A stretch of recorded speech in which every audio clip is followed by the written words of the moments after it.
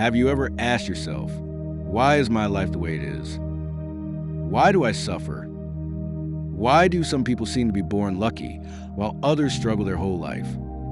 You're not alone. Every seeker eventually arrives at these questions, and Hinduism, one of the oldest spiritual paths on earth, offers answers that are not just comforting, but also empowering. Today, I'll take you on a journey of the soul.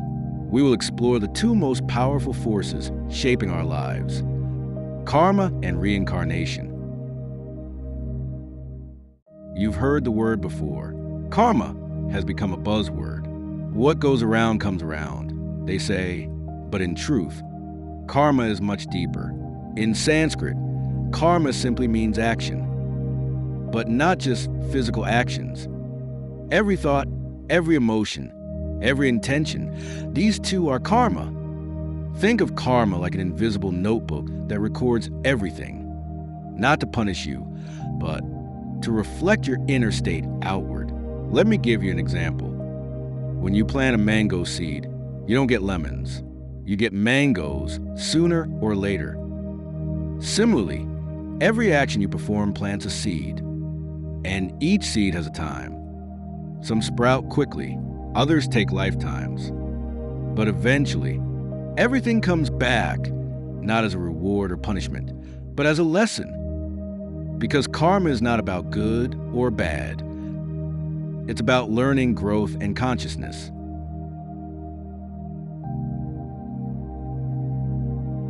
Now here's the key. Karma doesn't stop when you die. The body dies, but the soul, the Atman, is eternal.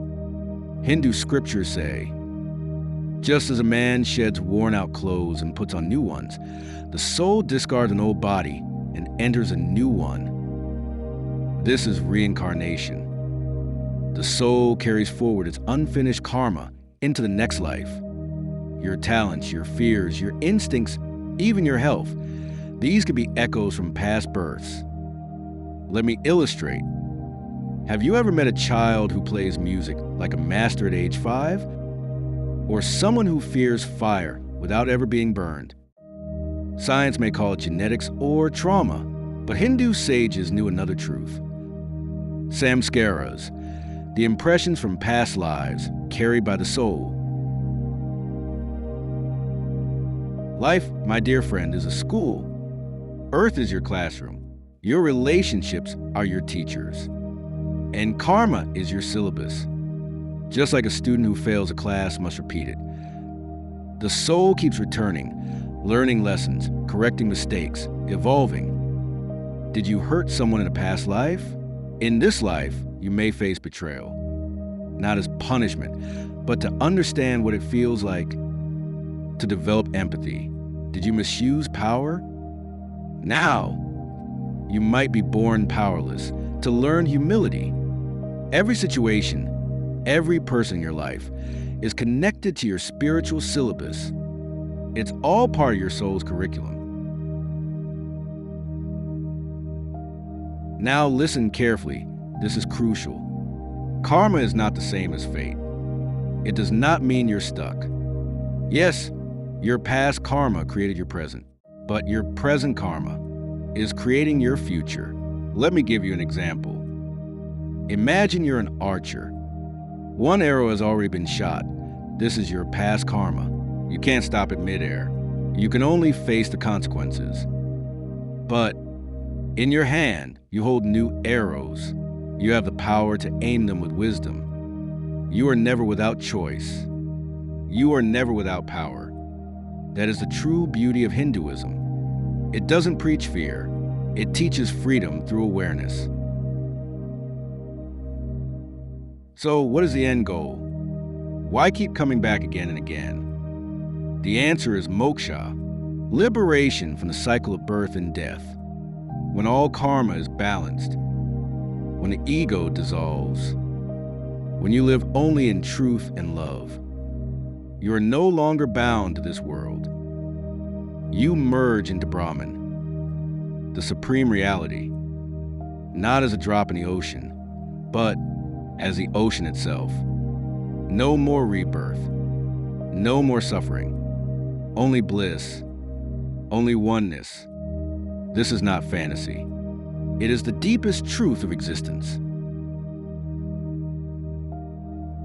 Now you may ask, how can I cleanse my karma? Here are 3 sacred paths from the Bhagavad Gita. 1. Karma Yoga, selfless action. Serve without expecting reward. Every time you help someone without ego, you purify your soul. 2. Jnana Yoga, path of knowledge. Study scriptures, reflect on the self. Ask, who am I? When you realize you're not the body or mind, karma begins to dissolve. 3. Bhakti Yoga, path of devotion. Surrender to the divine. Chant, pray, offer your ego to God. Let love become your guide. Also remember, forgiveness burns karma. Gratitude burns karma. Compassion burns karma. Every small conscious act is like washing the soul. Let me tell you something. Your birth was not random. Your pain is not meaningless. Your soul chose this life for a reason. Everything that is happening is for your evolution. Every moment is a mirror. Every relationship is a reflection. This life is your classroom. Karma is your teacher. And love is the final exam. So don't live in fear. Live with awareness. Live with devotion. Live with purpose. And with every conscious step, you move closer to your true home, beyond karma, beyond birth, into eternal peace.